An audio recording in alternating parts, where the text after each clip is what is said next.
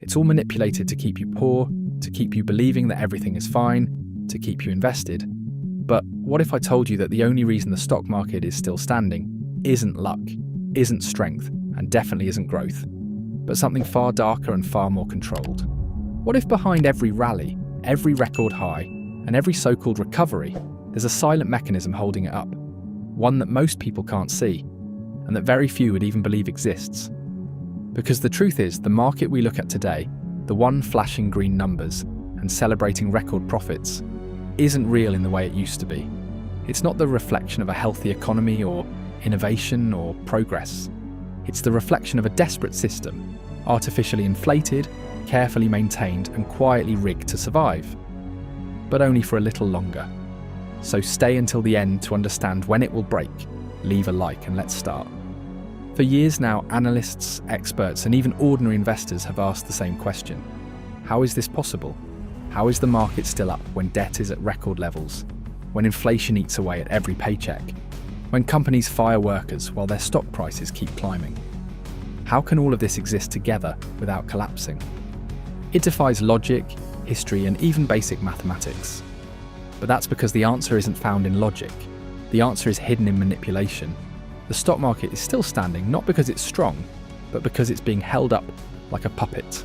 And the strings are pulled by a handful of powerful hands, governments, central banks, and institutions so large that their mistakes, their greed, and their decisions decide the fate of everyone else. These are the true architects of this illusion, and their tools are not innovation or productivity, but money printing, liquidity injections, and psychological control. Let's start with the illusion itself. On the surface, everything looks fine. Major indices like the S&P 500, the Nasdaq, the Dow, they're all still hovering near highs. News anchors celebrate this as a sign of resilience. They call it a comeback, a miracle, proof of strength. But look beneath the surface and you find something terrifying. The fundamentals are rotten. Corporate debt has exploded, profit margins are shrinking, and consumer confidence is at historic lows. Yet somehow stocks keep rising. Why? Because they're not reflecting reality anymore. They're reflecting intervention. The Federal Reserve, the Treasury, and global central banks have turned the market into an artificial organism. For over a decade, they've printed trillions of dollars, creating money out of nothing, and funneled it directly into the veins of the financial system. This river of cheap liquidity doesn't go to ordinary people. It doesn't go to small businesses, to savings accounts, or to the average worker. It flows to Wall Street. It flows to asset managers, to hedge funds, to the largest corporations on earth. And when that money reaches them, they use it not to build, not to innovate, but to buy their own stocks, to buy back their shares, to inflate their prices and make it seem like the market is booming. This cycle is what keeps the illusion alive. Companies borrow money at almost zero cost, use it to repurchase their shares, and drive up their stock prices. Investors seeing prices rise pile in, media outlets cheer, and the cycle repeats. The illusion feeds itself and everyone plays along because as long as it continues, everyone feels richer. But deep down, everyone also knows it's a lie built on borrowed time. You see, the reason the market hasn't crashed yet isn't because the system is healthy. It's because those in control can't afford to let it crash. Not yet. Every dollar printed, every bailout approved, every rate cut made in panic has been about buying time, keeping the show running just long enough to prepare for the next move. Because when the curtain finally falls, and it will, the ones pulling the strings will already be safe. But let's look closer at this hidden support, this invisible pillar that keeps the market from falling apart. It's not just about money printing, it's about manipulation of perception, the illusion of safety, the belief that the Fed will always step in. They call it the Fed put. The idea that no matter what happens, no matter how overvalued stocks become, the central bank will rescue investors. It's psychological conditioning on a global scale.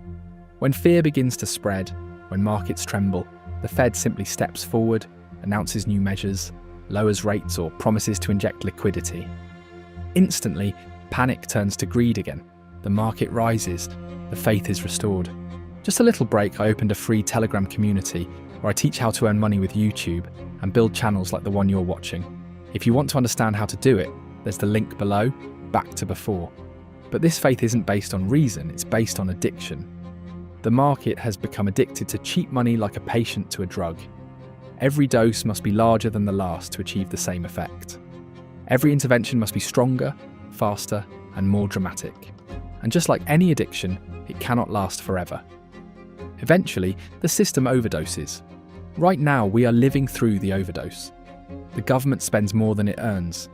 The national debt has crossed levels no civilization in history has ever sustained.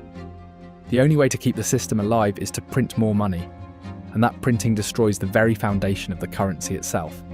Prices rise, the cost of living explodes, and the average person feels poorer every day.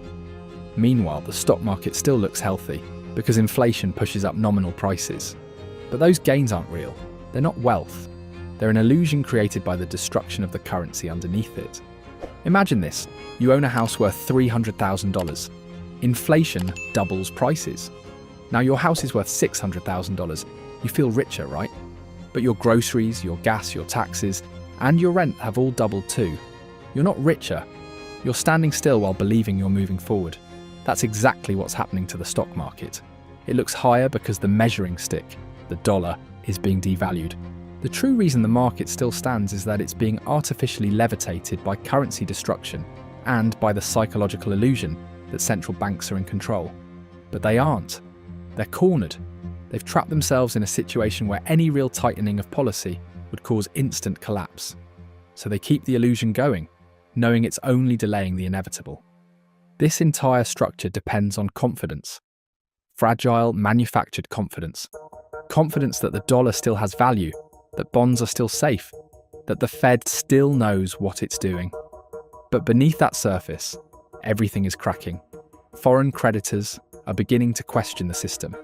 China, Russia, the BRICS nations are creating alternatives to the dollar.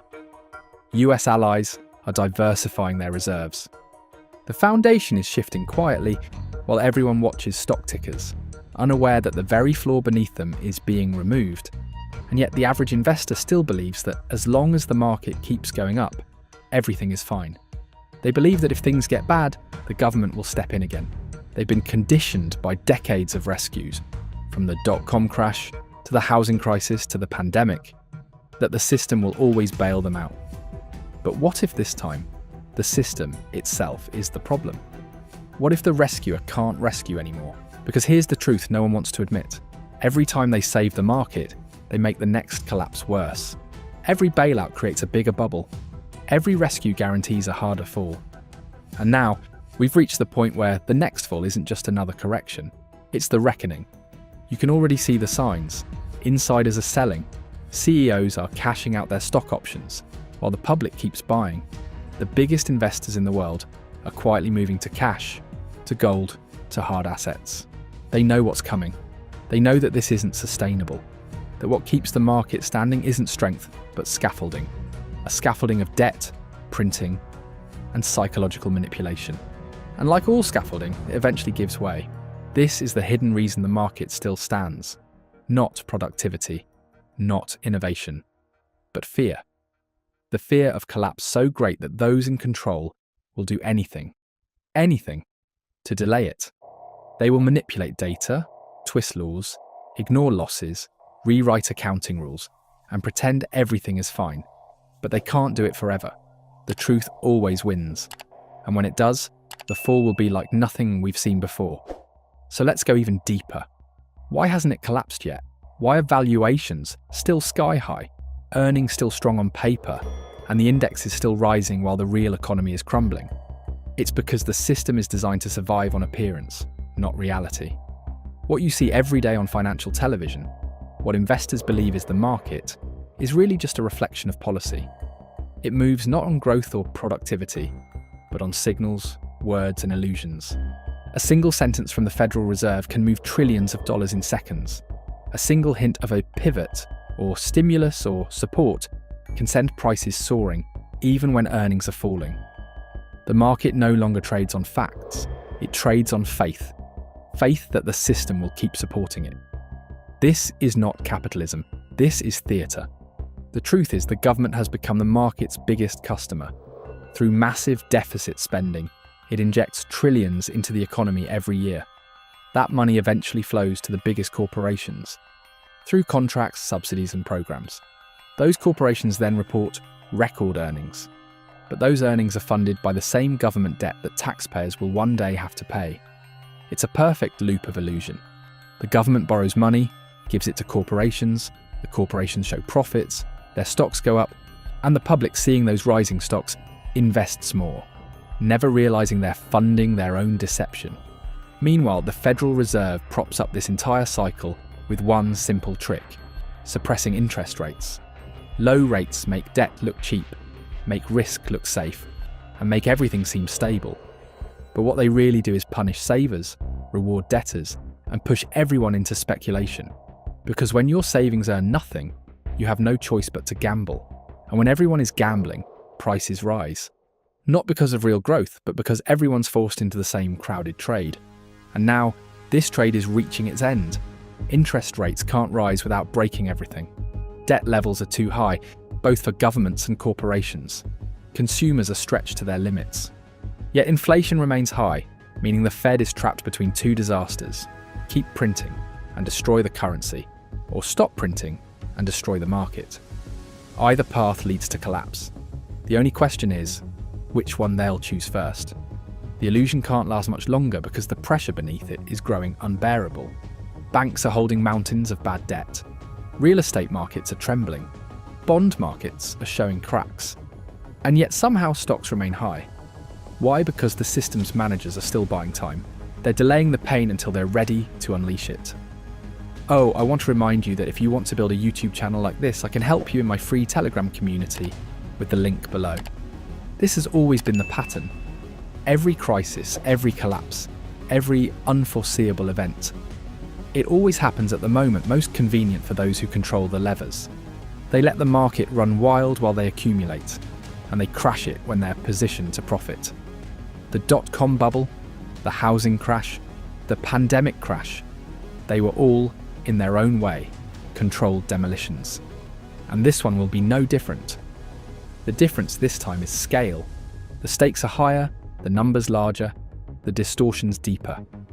Never before in history has so much money been printed, so much debt accumulated, and so much trust placed in the hands of so few. The system has been stretched beyond recognition.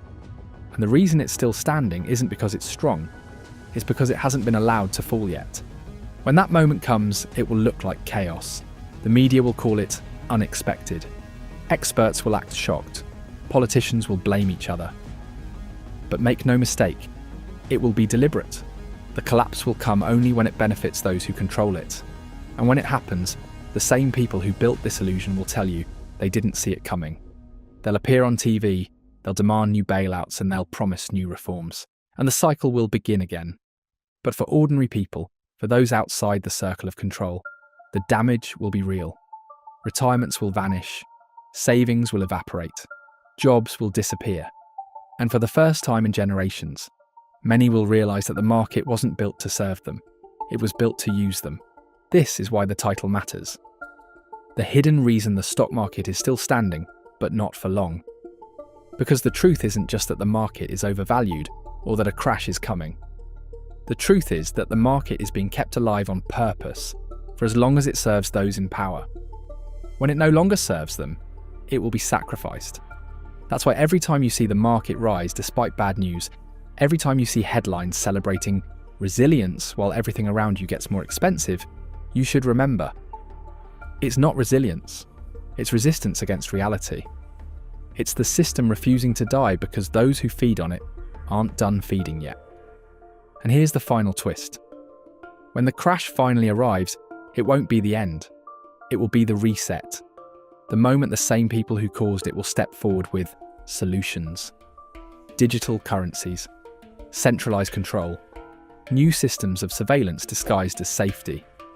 They'll tell you it's progress, that it's protection, that it's necessary to prevent future collapses. But it won't be protection. It will be capture. The next evolution of the same system.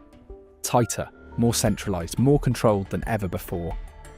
The market still stands today because it's useful to them. But when it stops being useful, when the next phase begins, it will fall. Not by accident, but by design. And when that day comes, the only ones surprised will be those who believed the illusion was real. So if you're watching the market right now and wondering how it keeps defying gravity, how it keeps surviving every crisis, every scandal, every warning, remember this: it's not defying gravity, it's just floating in an artificial sky. And when the machine that keeps it suspended finally shuts down, the fall will be fast, silent, and absolute. The hidden reason the stock market is still standing is because the collapse hasn't yet served its purpose. But when it does, when breaking the system becomes more profitable than saving it, the strings will be cut, the illusion will end, and the truth will finally be revealed. And when that happens, it won't just be a market crash. It will be the end of an era. But not for you if you smash that subscribe and like button. Let me know your thoughts in the comments. And I also want to remind you that if you want to build a YouTube channel like the one you're watching now and make money from it, I opened a free Telegram community with the link below. See you there or in the next video. Just a reminder, I'm not a financial advisor. This video is for educational purposes only, and any results depend on your own decisions and actions.